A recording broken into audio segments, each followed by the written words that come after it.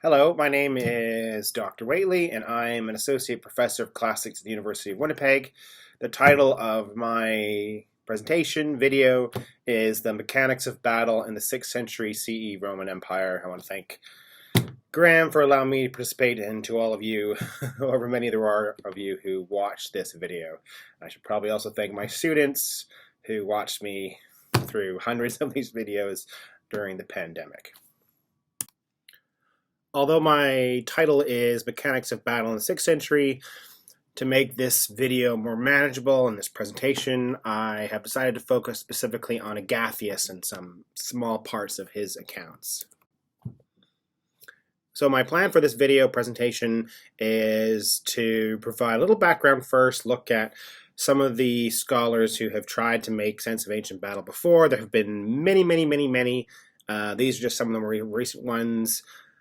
The question of the perils of classicizing history, the use of ekphrases filled with topoi and stereotypes, is something I actually intend to come back to at the end briefly to at least notice and discuss. And in addition to looking at, very briefly touching on who has talked about some of these things, I also will just highlight the reputation of Agathias in modern scholarship, and sort of make a point of why it's worth discussing. Overall, my intention is to look at or highlight what canon should we do with Agathias descriptions. I'm going to draw on Sabin's Mechanics of Battle. I can't cover everything, so I'm going to focus specifically on the hand-to-hand component. And for Agathias' sake, that means looking at the psychological side of that mysterious unknown part and how he fits in with this. This paper is part of a larger project that hopefully someday will appear as a book on the historiography of Roman Empire series. It's supposed to have happened by now, but second child and pandemic, and here we are. I intend to add to arguments in favor of seeing greater variety among the classicizing authors in the antiquity, especially at the end. They're not just hemmed in by the classicizing straitjacket. They can take it and run with it as their intentions vary. So Procopius is different in a lot of ways from Agathias, is sort of what I want to look at. And I want to improve on our understanding of 6th century warfare, Agathias, and late antique historiography, and how it's all complicated by the Greek language that they use and their Roman identity in this late empire. So the mechanics of battle. As I said, there are all sorts of different works in ancient combat. There's Whately, and there's the ones that I mentioned at the beginning, some abbreviations. Some of them have looked at how we can reconstruct an individual battle and how possible it is. And here, Whately's JHS article, but also Whitby's chapter in the Cambridge History of Greek and Roman Warfare. There are things on battle more generally, like Keegan's Face of Battle and Lynn's Battle from 2003, and then there are those in more specific authors, as well as all of London's great work on culture of combat and beyond. So to get back to Sabin, it's from this chapter, The Mechanics of Battle in the Second Punic War. There's a painting from that.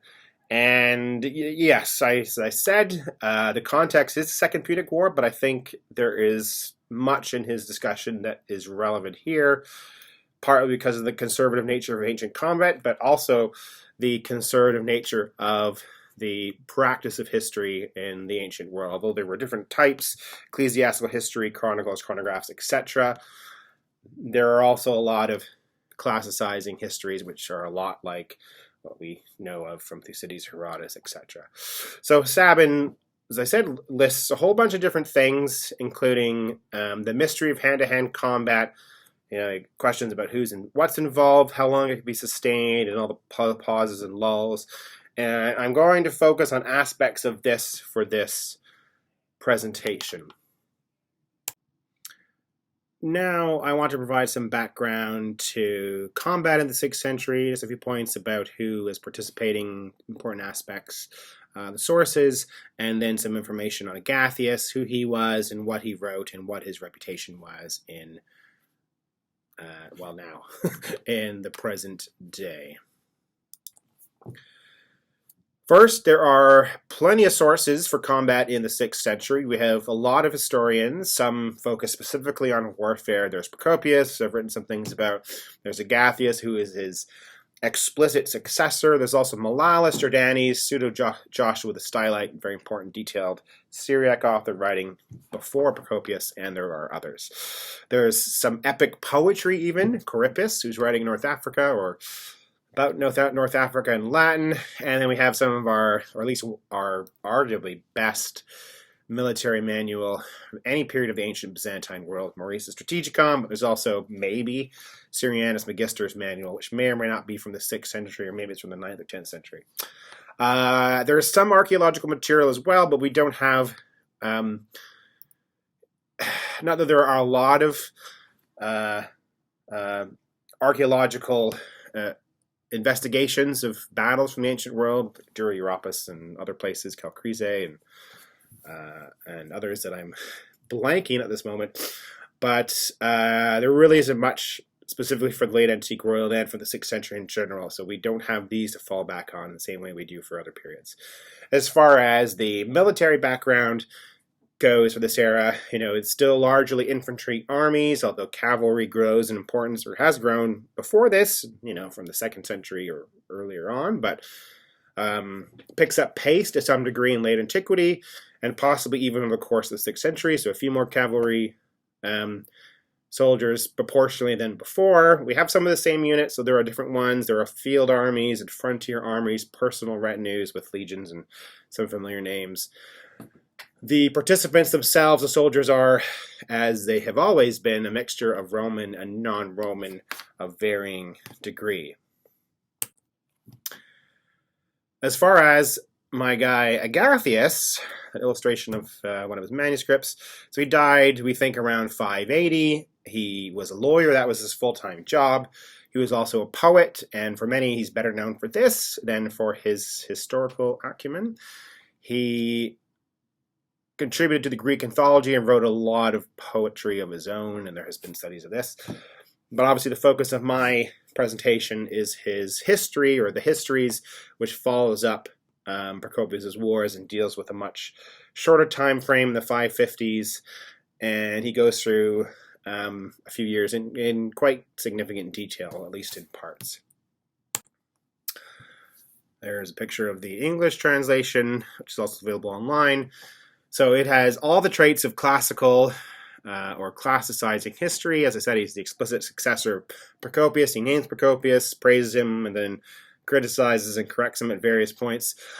Because of the tradition, he's writing about war and politics. He includes all sorts of digressions, which have received some important studies by Avro Cameron, for instance, the Sanians, the Franks. He writes in old-fashioned Greek that is explicitly archaic and sometimes a bit obtuse, but he also, includes a fair number of battles, or though especially sieges and some skirmishes and so on.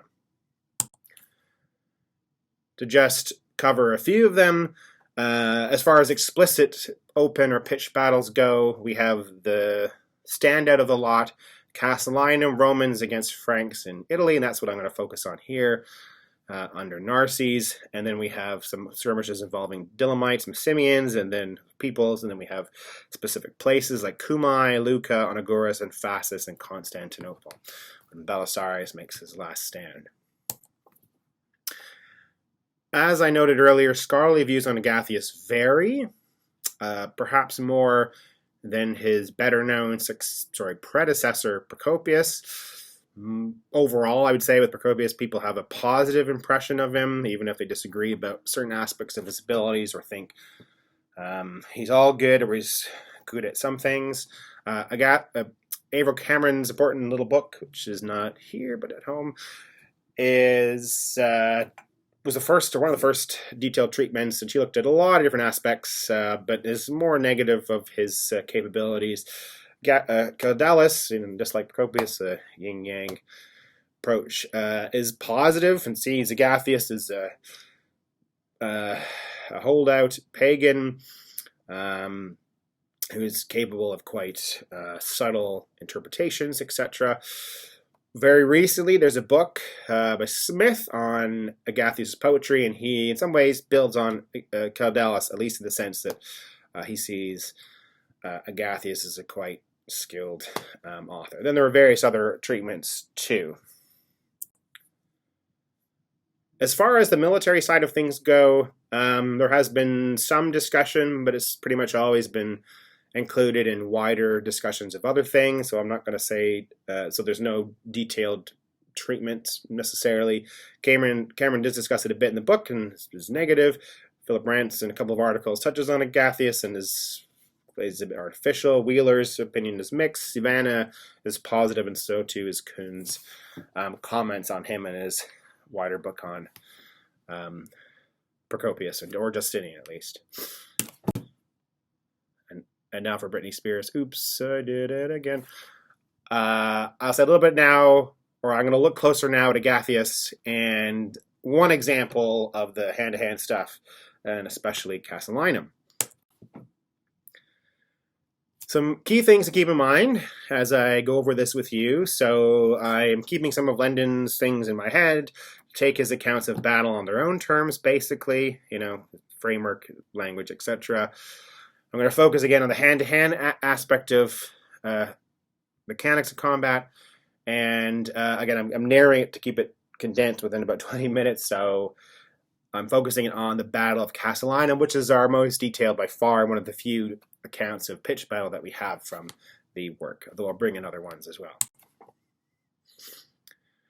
The battle itself was Romans versus Franks, and the Romans won, heroic victory for Narses. There were all sorts of interesting things in Agathias' description. He has a digression on Frankish weaponry. He refers to the knowledge of the ancients in military context, possibly something like Aelian or Arian's Tactica. He goes into detail about the Roman tactical formation. He spends a lot of time on morality and sees this as a key explanation for how it turns out. The Franks and their allies are wicked, and he makes assorted allusions to classical battles of the past. As far as some useful lines from it, he notes that, for instance, there were all the usual contradictory emotions which beset men on the eve of battle. There's this psychological aspect I'm going to sort of focus on, the experiential side. He says, I shall now give after he goes through all sorts of background information, I shall now give without further delay as accurate an account as is in my power of each consecutive occurrence, which is maybe not true. And he says, as though they, the Franks, thought that the mere sound of their voices would be enough to crush all opposition. So they're very bold, they're going to win, and of course it turns around to bite them in the, ass, and I just did.